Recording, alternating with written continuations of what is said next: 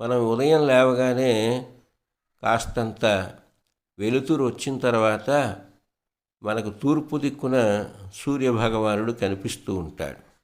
ఆ సూర్యభగవానుడు ఎంత సందేశాన్ని మనకిస్తున్నాడు అంటే, ఆయన ప్రయాణిస్తూ ఉండేటటువంటి రథానికి ఏకచక్రం, ఒక్క చక్రమే ఉంటుందట. ఆ రథాన్ని గుంజేటటువంటి అశ్వాలు, సప్తాశ్వములు, 7 గుర్రాలు ఉంటాయి. ఆ గుర్రాలకు వేసినటువంటి కళ్ళాలు, ఆ తాళ్ళు సర్పాలు. ఇక దాన్ని నడిపేటటువంటి రథ సారథికి కాళ్ళు లేవు. చూశారు కదా సూర్యరథం ఎంత ప్రతీకాత్మకంగా ఉందో. ఆ సూర్యరథానికి ఒక చక్రం ఉంటే అది సంవత్సర చక్రం అని, 7 గుర్రాలు 7 వారాలని ఇలా చెప్పే సంప్రదాయం కూడా ఉంది.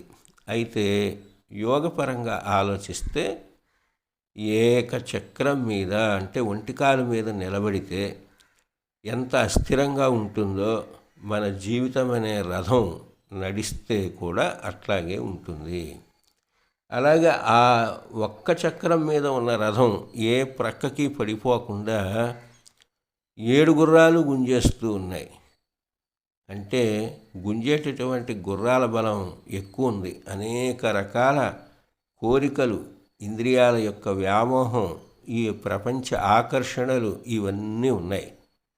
ఇక నడిపేటటువంటి రథసారథికి నియంత్రణ చేయడానికి కాళ్ళు కూడా లేవు. ఇలా ఉంటుంది మానవ జీవితం.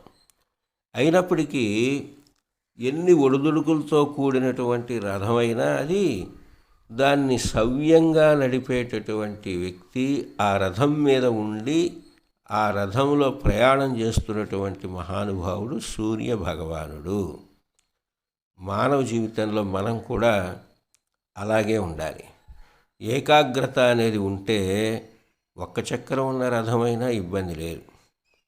ఈ ప్రపంచ ఆకర్షణలు అనేటటువంటి అశ్వాలు ముందుకు లాక్కెళ్తూ ఉన్నా మన ధ్యేయం లోక కళ్యాణంగా ఉంటే మనకే ప్రమాదము లేదు.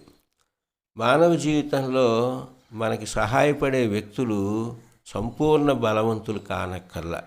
చిన్నవారైనా సరే జీవితంలో సహాయపడే వాళ్ళు ఉంటే వాళ్ళతో స్నేహాన్ని చెయ్యాలి. ఈ రకంగా మనం అన్వయించుకునే దాన్ని బట్టి ఈ ప్రకృతి మనకి సందేశాన్ని ఇస్తూ ఉంటుంది.